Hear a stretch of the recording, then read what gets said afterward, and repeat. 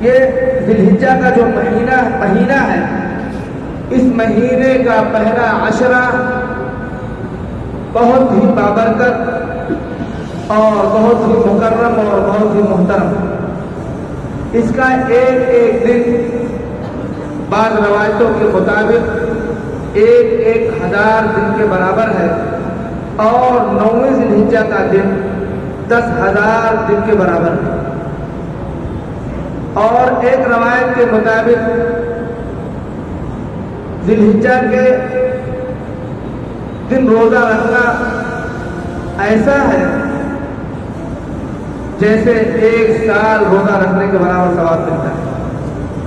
اور ذی الحجہ کی ایک رات میں جاگنا، عبادت کی نیت سے نمازیں پڑھنا، نوافل پڑھنا، قرآن مجید کی تلاوت کرنا، ذکر و اذکار کرنا، اللہ تعالیٰ کو راضی کرنے والے کام کرنا، اس کا ثواب ایسی ہی ہے جیسے لیلۃ القدر میں جاگنے کا ثواب ہے. میرے عزیز دوستو، اتنا مبارک مہینہ اور اتنا مبارک عشرہ پا کر کے اگر ہم اس کو ہاتھ سے گنوا دیں تو ہمارے لیے بہت ہی افسوس کی بات ہوگی. اس مبارک عشرے کی بڑی فضیلت آئی ہے. اللہ کے رسول صلی اللہ علیہ وسلم نے ارشاد فرمایا کہ اس مبارک مہینے کے اس مبارک عشرے میں اللہ تبارک و تعالیٰ کے نزدیک اعمال جتنے زیادہ محبوب اور جتنے زیادہ مقبولیت اور جتنے زیادہ فضیلت والے ہیں، نیک اعمال دوسرے کسی ایام میں اتنی مقبولیت اتنی فضیلت ان کی نہیں. صحابہ نے عرض کیا اللہ کے رسول، کیا جہاد جیسا افضل عمل بھی اس کے برابر نہیں ہے؟ آپ نے فرمایا جہاد بھی نہیں. ہاں، کوئی آدمی جہاد کے لیے اپنا مال اور اپنی جان لے کر کے نکلا اور واپس کسی چیز کو واپس لے کر نہیں لوٹا تو وہ اس سے مستثنیٰ ہے، یعنی اس کا ثواب اس سے کہیں بڑھا ہوا ہے. یعنی وہ گیا اپنا مال اپنی جان لے کر کے اور اللہ کے راستے میں شہید ہو گیا تو اس کی فضیلت تو اس سے زیادہ ہے. لیکن اس کے علاوہ جتنے بھی نیک کام آپ دوسرے دنوں میں کریں گے اتنا ثواب ان دنوں میں نہیں ملے گا جتنا ان 10 دنوں میں ملتا ہے. ایک دن کا روزہ دیجیے گا 1 سال کے برابر روزے کا ثواب ملتا ہے. اور یوم عرفہ کا روزہ جو 9 ذی الحجہ کا دن کہلاتا ہے، جس دن حاجی لوگ عرفات کے میدان میں وقوف کرتے ہیں، جو رکن حج کا سب سے بڑا رکن ہوتا ہے، اس دن کا روزہ رکھنا روایتوں میں آتا ہے کہ اللہ کے رسول صلی اللہ علیہ وسلم نے ارشاد فرمایا 1 سال گزرے ہوئے اور 1 سال آئندہ کے گناہوں کا کفارہ بنتا ہے. اگر کوئی عرفہ کا روزہ رکھتا ہے تو یقینی بات ہے کہ اس ایک سال جو گزرا ہوا ہے اس کا تو گناہ مٹے گا ہی مٹے گا. آئندہ 1 سال کے گناہوں کا کفارہ بنے گا، وہ بھی اللہ تعالیٰ معاف فرمائے گا. اور دوسرا نقطہ اس سے یہ سمجھ میں آیا کہ آئندہ 1 سال تک اس کو موت بھی نہیں آئے گی. اگر اس سے پہلے موت آ جائے تو گناہوں کا کفارہ کا مطلب کیا ہوگا؟ تو میرے بھائیوں، یہ روزے بہت ہی اہم ہیں اور ان کو رکھنا چاہیے، لاپرواہی نہیں کرنا چاہیے. اس کے خاص اعمال اللہ کا ذکر ہے، لا الہ الا اللہ، تکبیرات تشریق ہے، اللہ اکبر اللہ اکبر، لا الہ الا اللہ واللہ اکبر اللہ اکبر وللہ الحمد. 5 دنوں میں تو پڑھنا ہی پڑھنا ہے. 9 تاریخ کی فجر سے لے کر کے 13 تاریخ کی عصر تک ہر نماز کے بعد بلند آواز سے ہر مرد عورت پر پڑھنا ضروری ہے. مردوں پر بلند آواز سے پڑھنا واجب ہے اور عورتوں کو آہستہ آواز. کیوں عورتوں کو آہستہ آواز سے؟ کیونکہ عورت کی آواز میں ایک طریقے کی چاشنی ہوتی ہے، مٹھاس ہوتی ہے. اس کی آواز اگر کسی کے کانوں میں ٹکرا گئی تو اس کی آواز سے وہ لذت حاصل کر سکتا ہے. شریعت نے اتنا اس کے پردے کا خیال رکھا ہے کہ بلند آواز سے تکبیر بھی رکھی. لیکن آج معاملہ الٹا ہے، آج گلی کوچوں میں بازاروں میں عورتیں ہی عورتیں نظر آ رہی ہیں جن کو گھروں میں رہنے کا حکم دیا گیا تھا، جن کو پردہ کرنے کا حکم دیا گیا تھا، آج وہ بازار کی زینت بنی ہوئی ہے، دکانوں کی زینت بنی ہوئی ہے، اور لوگ بڑے فخر سے ان پر فخر کہتے ہیں کہ ہماری بیٹی جاب کرتی، ہماری بیٹی یہ کرتی، ہماری بیوی یہ کرتی، ہماری بیوی وہ کرتی۔ اگر آپ کی بیٹی آپ کی بیوی شریعت کی تابع داری کرتے ہوئے، پردے کا پورا لحاظ رکھتے ہوئے اور اجنبیوں سے بچتے ہوئے اگر کوئی کاروبار کرتی ہے تو شریعت اس پر منع نہیں کرتی، لیکن پھر بھی اس کو ہو رہی ہے کہ حتی الامکان اپنے گھر کے اندر ہے، مشک کو مشک کی ڈبیا میں رکھو، اگر اس کو باہر رکھو گے تو اس کی خوشبو پھیلے گی تو کوئی بھی اس کو سننے کی کوشش کرے گا۔ شریعت اتنا لحاظ رکھ رہی ہے کہ اللہ اپنے ذکر و اذکار کے تعلق سے پست آواز کا حکم دے رہا ہے اور مردوں کو بلند آواز سے پڑھنے کا حکم دے رہا ہے اور واجب قرار دے رہا ہے کہ ضروری ہے، اگر بلند آواز سے نہیں پڑھو گے تو گنہگار ہو۔ عورتوں کے تعلق سے جب بات آ گئی تو عورتوں کے تعلق سے یہ حکم ہے کہ عورت اگر اپنے گھر میں ہے اور اس کے پیر میں پازیب ہے اور اس میں گھنگرو لگے ہوئے ہیں تو اپنے گھر میں بھی اتنی تیز آواز سے نہ چلے کہ اگر اس کی گھنگرو کی آواز آئے اور باہر گلی میں کوئی شخص جا رہا ہو اور اس کے کانوں سے اس کی آواز ٹکرا جائے، کہیں کھڑے ہو کر کے اس کے کانوں اس کے گھنگرو کی آواز سننے کے لیے وہ کھڑا نہ ہو جائے۔ قرآن نے وہاں کہا ہے وَلَا يَضْرِبْنَ بِأَرْجُلِهِنَّ لِيُعْلَمَ مَا يُخْفِينَ مِنْ زِينَتِهِنَّ وَتُوبُوا إِلَى اللَّهِ جَمِيعًا أَيُّهَا الْمُؤْمِنُونَ لَعَلَّكُمْ تُفْلِحُونَ۔ گھر کے اندر رہ کر کے بھی بلند تیز چلنے سے منع کیا، اگر پازیب ہے پیر میں اس میں گھنگرو لگے ہوئے ہیں اس کی آواز آ سکتی ہو تو کہیں ایسا نہ ہو گلی میں جانے والا کوئی شخص اس کی آواز سن کر کے ٹھہر جائے کہ اس گھر میں لگتا ہے کوئی عورت۔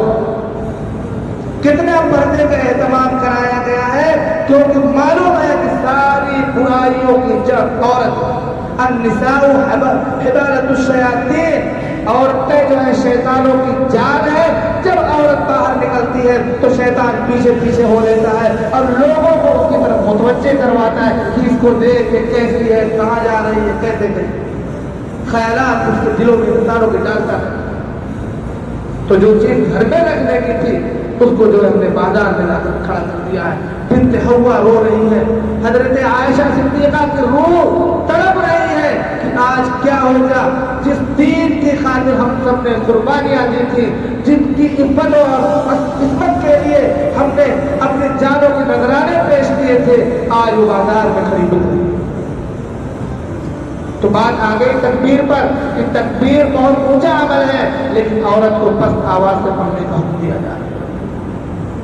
اور یہ مبارک مہینہ وہ ہے کہ اس میں 10ویں تاریخ کو قربانی دی جاتی ہے، اور قربانی ہر اس شخص پر جو صاحب نصاب ہو قربانی دینا واجب ہے۔ آج کے دور میں صاحب نصاب زکوٰۃ کا معاملہ اور ہے، زکوٰۃ میں صاحب نصاب ہونے کے بعد سال گزرنا چلتا ہے، سال اس مال پر گزر جائے تب زکوٰۃ فرض ہوتی ہے، لیکن قربانی میں ایسا نہیں ہے۔ آپ کے پاس اگر موجود ہے 40 سے 45 ہزار روپے تو آپ پر قربانی واجب ہے، آپ کو قربانی دینا چاہیے۔ اللہ کے رسول صلی اللہ علیہ وسلم نے ارشاد فرمایا جو قربانی نہ دے تو ہماری اطاعت، بڑی عظیم قربانی۔ اللہ کے رسول حضرت اسماعیل علیہ نبینا علیہ السلام نے جب خواب دیکھا کہ اپنے بیٹے کو میری راہ میں قربان کرو تو آپ نے کیا کیا؟ فوراً اللہ کے حکم کی تعمیل کے نکل کھڑے ہوئے، بیٹے سے کہا بیٹا میں نے خواب دیکھا ہے کہ میں تجھ کو اللہ کی راہ میں قربان کر رہا ہوں۔ تو بیٹے نے کہا ابا جان یا ابت افعل ما تؤمر، اے ابا جان جس بات کا آپ کو حکم ملا ہے آپ کرو دیں، ستجدنی انشاءاللہ من الصابرین، آپ مجھ کو صبر کرنے والوں میں سے بات۔ چنانچہ حضرت ابراہیم علیہ السلام حضرت اسماعیل کو منا میں لے کر جاتے ہیں، ہاتھ پیر باندھ کر کے عہدہ لٹا کر کے پوری کوشش کے ساتھ چھری چلاتے ہیں، لیکن رب کریم کو منظور کچھ اور تھا۔ کہا اے ابراہیم قد صدقت الرؤیا انا کذلک نجزی المحسنین، ابراہیم تم نے تو اپنے خواب کو سچ کر دکھایا، اور اللہ نے جنت سے ایک دمبا بھیجا، اس دمبے کی برکت، اس دمبے کو قربان کیا گیا اسماعیل کی جگہ پر، اور اس کے بعد سے اللہ تعالیٰ نے یہ سنت جاری فرما دی، قیامت تک کے لیے سنت جاری فرما دی۔ آج جو ہم بقرہ عید کے دن گوشت کھاتے ہیں، حضرت ابراہیم حضرت اسماعیل کی قربانیوں کا صدقہ ہے۔ ہر شخص کو اللہ تعالیٰ اس دن گوشت کھلاتا ہے، اللہ تعالیٰ کی مہمان نوازی کا دن ہے، اللہ تعالیٰ اپنے بندوں کی مہمان نوازی کرتا ہے۔ انہوں نے جان کی قربانی دی، جان کی قربانی کے لیے ہر طرح کا اسباب اختیار کر لیا، لیکن اللہ کو صرف امتحان لینا مقصود تھا، اسماعیل کو ذبح کرانا مقصود نہیں تھا۔ اگر وہ چاہتا تو کرا نہیں دیتا، اس کا حق تھا، اس کے راہ میں جو کچھ قربان کیا جائے گا۔ اس مبارک عشرے میں 10 ذی الحجہ کو قربانی بھی دینی چاہیے۔ شیطان نے بہت بہکایا، آج بھی بہکاتا ہے، لوگوں کے دلوں میں وسوسے ڈالتا ہے، اتنے مہنگے مہنگے جانور لا کر کے، اتنی بڑی بڑی قربانیاں دے کر کے، اتنے جانور قربان کر کے تم کو کیا ملتا ہے سوائے خون بہانے کے؟ یہ تو شیطان بہکاتا ہے کہ اس سے اچھا تھا کسی غریب کے گھر میں کچھ راشن پہنچا دیتے، کسی غریب کو کچھ صدقہ کر دیتے، خیرات کر دیتے۔ تو سن لو، ایسے لوگوں کے لیے حکم یہ ہے کہ دین ماننے کا نام ہے، دین جاننے کا نام نہیں ہے۔ اطاعت اور فرما برداری ہی اصل چیز ہے۔ اللہ نے کہا قربانی کیجئے تو قربانی کرو، اللہ نے کہا مت کرو تو مت کرو۔ اس میں ایک شیطان بہکاتا ہے، لوگ بڑے پڑھے لکھے لوگ کہتے ہیں لاکھوں جانور قربان کر دیے جاتے ہیں، لاکھوں روپے خون میں بہانے میں لگا دیے جاتے ہیں، کیوں نہیں لگائے؟ کیا تکلیف ہے آپ کو؟ آپ کو کوئی تکلیف نہیں ہونی چاہیے۔ حدیث میں آتا ہے یوم النحر کے دن، یعنی قربانی والے دن، اللہ تعالیٰ کے نزدیک سب سے محبوب اور سب سے بہترین عمل اللہ کے راستے میں خون بہانا، جانوروں کو قربان کرنا ہے۔ اس دن اس سے زیادہ افضل عمل اللہ کے نزدیک کوئی کیوں نہیں ہے؟ کیونکہ اللہ تعالیٰ نے حضرت ابراہیم سے حضرت اسماعیل کی قربانی مانگی تھی، حضرت اسماعیل کی قربانی کی وجہ سے اللہ تعالیٰ نے اس کو سب سے زیادہ محبوب اور سب سے پسندیدہ عمل بنایا۔ کسی کے بہکاوے میں نہیں آنا چاہیے۔ لوگ طرح طریقے سے وسوسے ڈال کر کے آپ کو بہکانا چاہتے ہیں، وہ شیطان کے بندے ہیں جو اس طریقے کی باتیں کرتے ہیں۔ اللہ کا جو حکم ہے وہ کیا جائے گا۔ اللہ نے کہا ہے مغرب کی نماز 3 رکعتیں 3 ہی پڑھنی ہے، 4 اپنی طرف سے نہیں پڑھانی ہے، کیونکہ دین ماننے کا نام ہے، اطاعت فرما برداری کا نام ہے۔ اللہ نے فرمایا قل اطیعوا اللہ واطیعوا الرسول، اللہ کے رسول کی اطاعت کرو۔ اللہ کے رسول کی اطاعت کیا ہے؟ اللہ نے فرمایا ما آتاکم الرسول فخذوہ، جو رسول تم کو دے رہے ہیں اس کو لے لو، وما نہاکم عنہ فانتہوا، اور رسول جس سے روک دے اس سے باز رہو۔ یہ ہے اطاعت و فرما برداری۔ اللہ کہے کھڑے رہو تو کھڑے رہو، اللہ کہے بیٹھو تو بیٹھ جاؤ، اللہ کہے رکوع کرو تو رکوع کرو۔ اپنی منمانی اس میں نہیں چلے گی۔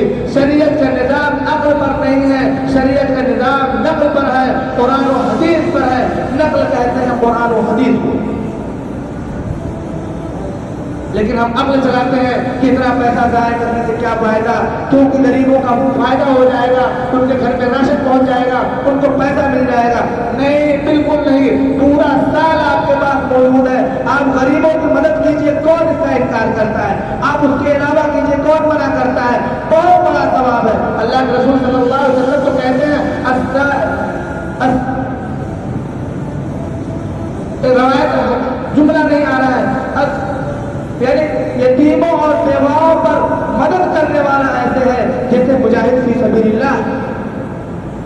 یہ حدیث اپنی جگہ، اس کا حکم اپنی جگہ، اس کے لیے پورا سال باقی ہے، لیکن قربانی کے دن میں قربانی ضروری ہے۔ جو صاحب نصاب ہے اس پر قربانی کرنا واجب ہے، اگر قربانی نہیں کرتا ہے تو گنہگار ہوگا۔ کیونکہ حدیث میں جو آتا ہے کہ اس سے زیادہ محبوب عمل اللہ کے نزدیک کوئی نہیں۔ صحابہ نے پوچھا اللہ کے رسول ہم کو کیا ملے گا اس کے بدلے میں، قربانی کیا ہے؟ آپ نے فرمایا سنت ابیکم ابراہیم، تمہارے روحانی باپ ابراہیم علیہ السلام کی یہ سنت ہے، اور اس کے بدلے میں تم کو کیا ملے گا؟ ہر بار لکل شعر حسنہ، ہر بار کے قربانی کے جانور کے ہر بار کے بدلے میں تم کو نیکیاں ملیں گی۔ قیامت کے دن وہ جانور آئے گا اپنی کھر لے کر کے، اپنی سینگ لے کر کے، اپنی ہڈیاں لے کر کے، سب کچھ لے کر کے آئے گا، اور آپ دیکھیں گے تو آپ اس کو خوش ہو جائیں گے۔ یہ میرے قربانی کا جانور ہے. اللہ کو کیا ملتا ہے؟ اللہ کہہ رہا ہے لن ينال الله لحومها ولا دماؤها ولكن يناله التقوى منكم كذلك سخرها لكم لتكبروا الله على ما هداكم وبشر المحسنين.